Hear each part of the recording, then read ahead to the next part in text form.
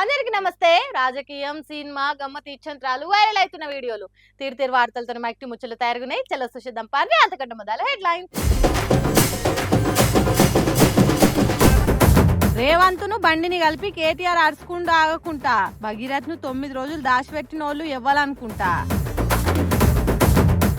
బండి సంజయ్ మంత్రి పదవి పోయినట్టేనట, ఢిల్లీలో హైకమాండ్కి వెళ్ళి నొస్తున్న మాట.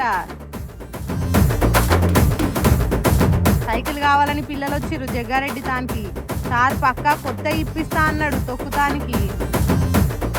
దేశం మొత్తంలో ఎంత మంది ఉన్నారనేది ఖచ్చితంగా చెప్పలేం. 1,40,000 కోట్ల మంది ఉన్నారనేది ఒక అంచనా మాత్రమే.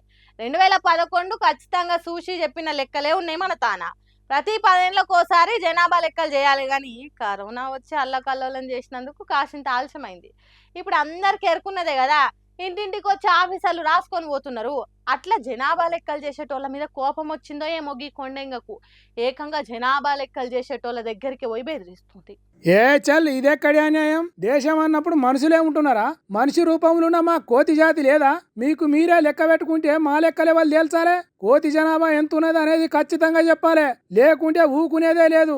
ఏంది మీకే చెప్పేది? హలో, నన్ను చూసి భయపడుడు కాదు. మీరు మా కోతుల జనాభా, కొండెంగల జనాభా, గొరిలాల జనాభా లెక్క పెట్టి ఆలోచన చేయకుంటే ఇల్లు వీకి పందిరేస్తాం. పక్కకు జరిగి కూసునుడు కాదు, పక్కా లెక్కలు తేల్చుతామని చెప్పేదాకా మిమ్మల్ని ఇడిచిపెట్ట. మర్యాద కొద్ది మా కోతి జాతి జనాభా లెక్క పెడతారా పెట్టుండ్రి, లేకుంటే మా వాళ్ళందరినీ ఇక్కడ తీసుకొచ్చి హారను ఆగం చేస్తాం. ఏమనుకుంటున్నారో? హలో మేడం, నెత్తికెక్కి చెప్తుంటే ఆశీర్వాదం ఇస్తున్నా అనుకుంటున్నావా? ఈ పుస్తకములకు మా కోతి జాతి లెక్కలు ఎక్కేదాకా నేను ఇక్కడి నుంచి కదిలేదే లేదు. అగ్గో, నేను నోరు బొంగురు బొంగ మొత్తుకుంటా అంటే మీరేంది పోతున్నారు?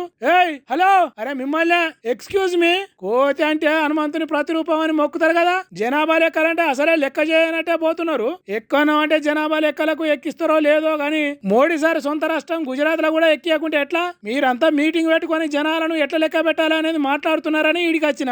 నన్ను చూసైనా మాట వరుసకైనా కోతుల జనాభాను లెక్క పెడతామని చెప్పకుండా ఆలు నుంచి లేచిపోవడం నాకు మాత్రం నచ్చలేదు. ఇది మీకు న్యాయం కాదు. పులులు సింహాలను లెక్క పెట్టినట్టు మమ్ములను కూడా లెక్కేస్తేంది? చిచి, మీకు కొద్దిగా కూడా జాలి దయా లేవు. పోన్రి ఆ మనుషుల లెక్కలనైనా సక్క చేయిర్రి. దేశంలో ఓ దిక్కు రూపాయి విలువ పడిపోతున్నది, ఇంకో దిక్కు ఇంధనం రేట్లు ఆకాశాన్ని దాకి సామాన్యులతోని ఆట ఆడుకుంటున్నాయి. దేశం కొద్దిగా కష్టకాలంలో ఉన్నదని మోడీ సారే చెప్తున్నాడు. పొదుపు పాటించాలి అని పోపేసిండు. ఇంకో దిక్కు నౌకర్లు రాని పిల్లలంతా కాక్రోచ్ జనతా పార్టీ పెట్టి సర్కార్కు సల్ల చెమటలు పట్టిస్తున్నారు. ఇసోంటి కాలంలో అందరి చూపు వేరే దిక్కు మలిపేతానికి సెంటర్ సర్కారు కేంద్ర క్యాబినెట్ లో చేంజింగ్ చేయబోతున్నదట. దాంతో మంత్రివర్గంలో ఉన్న వాళ్ళకు కాలు చేతులు వణుకుతున్నాయట. ఆ ముచ్చటేందో సరిందంపా.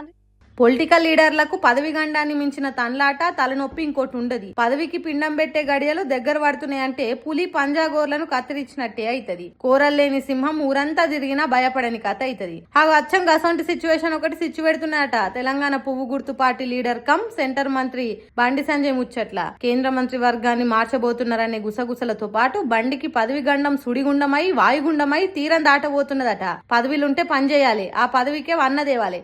అసొంటోళ్ళకే పదవి ఇస్తే ఏమన్నా ఫాయిదా ఉంటది పార్టీకి. కానీ తెలంగాణ నుంచి బండి సంజయ్ కా పదవి గురించి ఓనమాలు కూడా తెలుస్తలేదు అంటుర్రు. అందుకే పాలియన్ బర్రెకు గడ్డిగాసం దండుగా అన్నట్టు పదవిలను వీకేసే ఆలోచన చేస్తున్నారనే వార్తలు అయితే తండిగా సోషల్ మీడియాలో చెరువు గండి కొట్టినట్టే వాడుతున్నాయి. ఎంత తోపు లీడర్ అయినా ఇల్లును చక్కదిద్దుకుంటేనే కదా దేశాన్ని చక్కటి మార్గంలో నడుపుతాడు.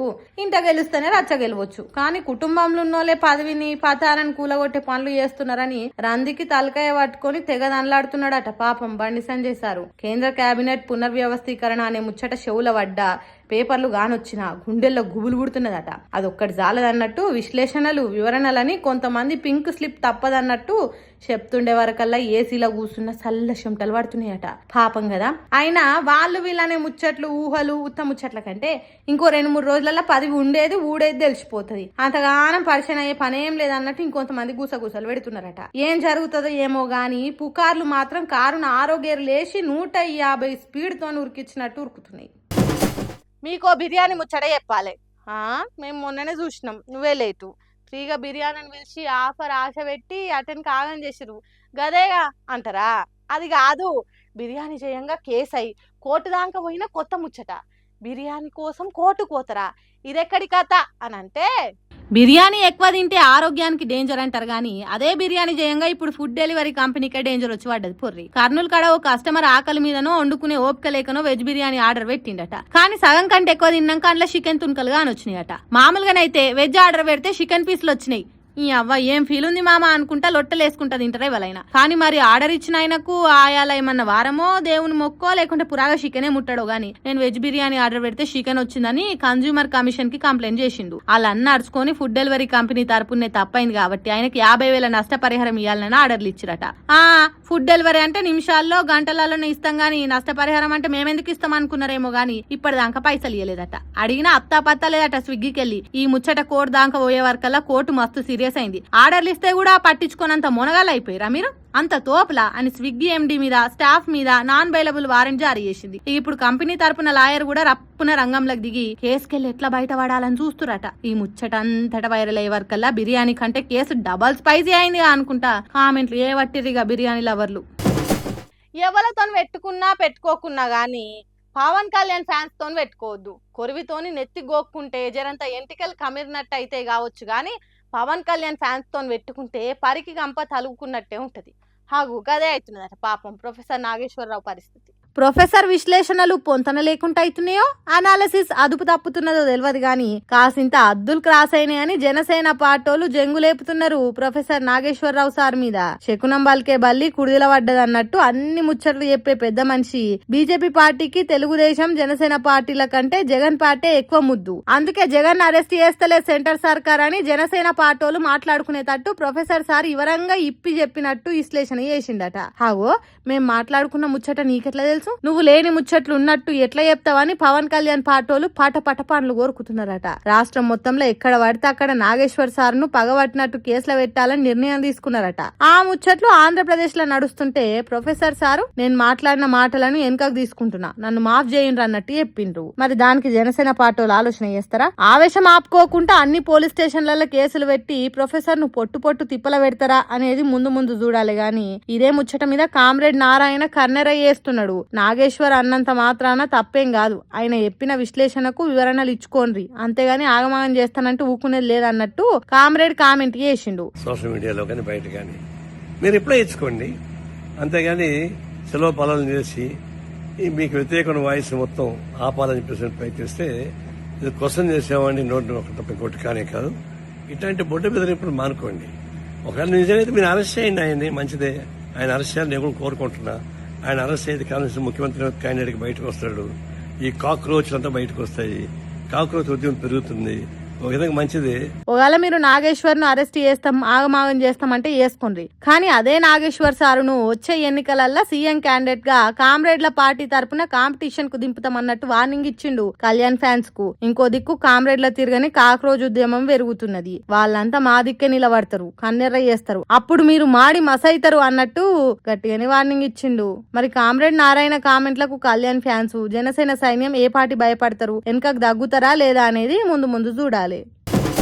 పెద్దోళ్ళనంటే ఏమో గాని బుడ్డ పోరగాళ్ళతోని మన లీడర్లు భలే ముచ్చట పెడతారబ్బా. అమ్మా నాయనల గురించి చదువు గురించి మంచి చెడ్డ మంచిగానే అరుచుకుంటారు. ఎండాకాలం సెలవులు కదా, మన సోపతి గాళ్ళంతా ఏమనుకుర్రో ఏమో గాని అరే అట్లిట్లా కాదురా సీదా జగ్గారెడ్డి సార్ తానికి పోయి మనకు కావాల్సింది అడుగుదాం పాలురా అని వెళ్ళిర్రు. ఇంతకు మన వాళ్ళు ఏమడిగిరో ఎరికేనా?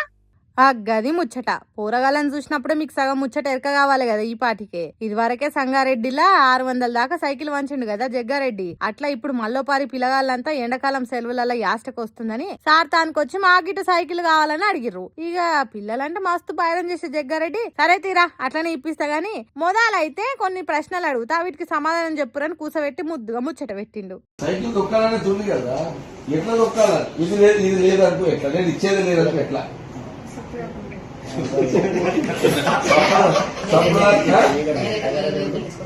నువ్వు ఎవరో తీసుకో వీడియో సంప్రదాయం నువ్వు రా. ఏమన్నా మజాక్ చేస్తావా అనే జగ్గన్న పిల్లలతోని సైకిల్ లేకపోతే ఎట్లా నేర్చుకుంటుండే, ఒకవేళ నేను ఇయ్యకపోతే ఏమైతుండే, ఎట్లా దొక్కుతారు, మా కాలంలోనైతే ఒగ్గిట్లా ఆడుకుంటుండే ఇంత ధర ఉంటుండే అని ఆయన చిన్నప్పటి రోజులన్నీ వంచుకుంటాడు ఉన్నోళ్ళతోని. అటెనక పోరగాళ్ళను పైలంగా ఇంటికి కొర్రి సైకిల్ వచ్చినాక పిలుస్తా అని తోలిండు. మనకున్న దాంట్లో అంతో కొంత చిన్నపిల్లల ఆనందం కోసం ఇస్తే మంచిదని మస్తు సార్లు ఇట్లా ఏదో తీర్ల సాయం చేస్తూనే ఉన్నాడు జగ్గారెడ్డి. ఇది చూసిన వాళ్ళు చాలా మంది కూడా మీ గుణం ఎప్పటికి ఇట్లనే ఉండాలి సార్ అని కోరుకుంటారు. మరి ఈ ఆడకట్టుల పోరగాళ్ళు ఎవరికన్నా జగ్గారెడ్డి సైకిల్ అందిందా? కామెంట్లో రాయిరి. బీఆర్ఎస్ పార్టీ బీజేపీ పార్టీ ఒక్కటే అని కాంగ్రెస్ పార్టీలు లేదు కాంగ్రెస్ పార్టీ కమలం పార్టీలు రెండు ఒక్కటే అన్నట్టు బీఆర్ఎస్ పార్టీలు. అవన్నీ కాదు, కాంగ్రెస్ పార్టీ బీఆర్ఎస్ పార్టీలు ఒక్కటైన అని బీజేపీ పార్టీలు అంటారు. మరి ఈ మూడు ముక్కల పంచాయతీ ఏంటిదనేది ఎన్నికలు వచ్చినప్పుడు జనమే తేలుస్తారు. కానీ ఇప్పుడు రేవంత్ రెడ్డి కేటీఆర్ల నడుమిట్లకు బండి సంజయ్ పంచాయతీ వచ్చి ఇరికింది. మరి ఆ పంచాయతీ ఎట్లా నలిగిపోతున్నది అనేది చూడాలి కదా. చలో మరి. పిల్లి పంచాయతీకి పీతలు కొట్టుకున్నట్టే అవుతున్నదట CM Revanth Reddy sir KTR sir ముంగటేసుకున్న ముచ్చట అని అంటారు తెలంగాణ పబ్లిక్. నిన్న సీఎం రేవంత్ రెడ్డి మాట్లాడుకుంటా బండి సంజయ్ పంచాయతీ ముచ్చట్ను బయటికి తీసిగో గిట్లా అన్నాడు. కేటీఆర్ కు బండి సంజయ్ కి ఏదో పంచాయతీ ఉంది, ఆ పంచాయతీని పిల్లల మీద పెట్టి కేటీఆర్ తీర్చుకోవాలనుకుంటే ఇన్నరా బండి సంజయ్ సార్ కు కేటీఆర్ సార్ కి ఏదో పంచాయతీ ఉంటే పిల్లల మీద పెట్టి పగ తీర్చుకునే పని చేస్తున్నాడు అంటుండు సీఎం. అంటే ఏందన్నట్టు? పోక్సో కేసు నిజం కాదన్నట్ట, ఆడవిళ్ళకి అన్యాయం జరగలేదన్నట్ట, కావాలనే కేటీఆర్ పిల్లల పంచాయతీ నడుమిట్లకు తెచ్చి రచ్చ చేస్తున్నట్ట, దాన్ని రాజకీయాలకు వాడుకుంటాడన్నట్ట అని తెలంగాణ పబ్లిక్ మనసులో పుట్ల కొద్ది ప్రశ్నలు పుట్టుకొస్తున్నాయట.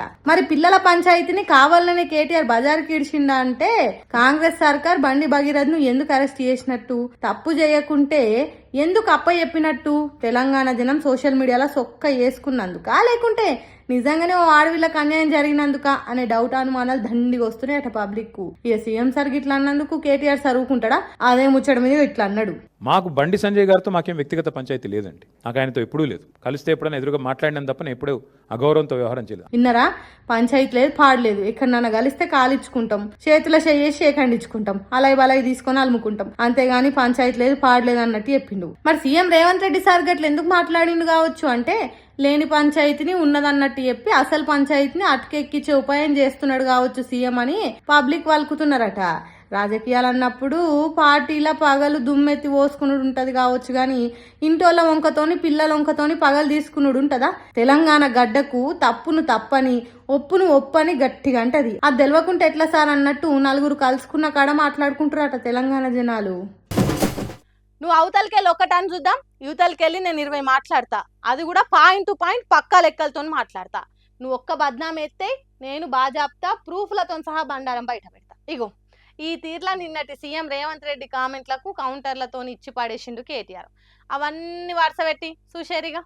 భగీరథ్ కేసులో మా సర్కార్ బరాబర్ పనితనం చూయిస్తుంది అని వాళ్ళకి ఎలివేషన్లు ఇచ్చుకుంటేనే కార్ పార్టీ కథలు పడుతుంది, గులాబీ లీడర్ల తీరు గలీజ్గుంది అనుకుంటా మాట్లాడేవారు కలా. ఇవాళ కేటీఆర్ ఫైర్ మీద ప్రెస్ మీట్ పెట్టి అరుచుకున్నాడుగా. పోక్సో కేసులో బుజ్జికి న్యాయం చేయాలని మేం లడాయి చేస్తుంటే భగీరథను దాచిపెట్టిన వాళ్ళు ఎవరు అనుకుంటా. 9 రోజులు ఆ నిందితును కాపాడిన వెధవ ఎవడు? నువ్వా కేంద్ర మంత్రి? చెప్పు. అటెంక కేసులు పెడతా అంటారుగా సార్ మీ మీద కూడా అని అడిగితే కేసులు అంటే వనకయ్యా భయము అని అనుకుంటే ఈ తీరులో బండికి దండిగా కామెంట్లు వేసిండు. మా మీద ఎన్ని కేసులు పెట్టారు ఇప్పటికీ? అన్నీ ఎదుర్కొంటాం, మాకేం భయం. నేను పారిపోయేటోని కాదు, తండ్రి పేరు దాచుకునేటోని కాదు, కొడుకు పేరు నాకు సంబంధం లేదని చెప్పుకునేటోని అంతకంటే కాదు. దయచేసి కొడుకు పేరు నా పేరు జత చేసి రాయకండి అని గ్యాగ్ ఆర్డర్లు తెచ్చుకునే బాపత కాదు. ఇటు రేవంత్ అటు బండి ఇద్దరిని సపరేట్ కరుచుకుంటే టైం వేస్ట్ అవుతుంది అనుకుంటో ఏమో కానీ ఇద్దరిని జరసేపు జాయింట్ కరుచుకోండి. ఇట్లా ఇక మాట వచ్చి మరి 2034 దాకా నేనే సీఎం గుంటా అటెంక దేశ రాజకీయాలకు పోతా అని రేవంత్ రెడ్డి అనుకొస్తుండు కదా. దాని మీద ఏమంటారు అని అంటే దమ్ముంది అసలు అనుకుంటా సవాల్ చేసింది. ఇట్లా అల్టిమేట్గా రేవంత్ రెడ్డి గారైనా ఇంకోరైనా కళలు ఎన్నైనా కనొచ్చు. కలాం గారు చెప్పారు కదా, కళలు కనండి, కథలు చెప్పకండి. నిజంగానే ముఖ్యమంత్రి గారు 2034 దాకా ఉంటా అనే ధైర్యం ఉంటే మరి రద్దు చేసి పోదాం అసెంబ్లీ. చలో రద్దు చేయి, ఎన్నికలకు పోదాం, ప్రజలు తీర్పిస్తారు. నీకు నిజంగా అంత కాన్ఫిడెన్స్ ఉంటే ప్రజల్లో అద్భుతమైన పరిపాలన ఉందని రద్దు చేయిపోదాం. మొత్తానికి ఇన్ని రోజుల సంది కాంగ్రెస్ ప్రతిపక్షాల నడుమున్న వారు బండికే జయంగా ఇంకింత గట్టిగా అయ్యి ఇప్పటిదాని కోలెక్క ఇప్పటి సంది ఇంకో లెక్క అన్నట్టు తయారైంది. మరి ఇంకా రేపు ఎన్ని సవాళ్ళు ఛాలెంజ్లతో రాజకీయం రంజు మీద నడుస్తో చూడాలిగా. సుశిరానులా నేను వాటి కోసం ముచ్చట్లు ఎట్లున్నాయో ఇంకిన్ని ముచ్చట్లతోటి మలగలేదు. అప్పటిదాకా చూస్తూనే ఉండరు మన మైక్ టీవీ ముచ్చట్లు.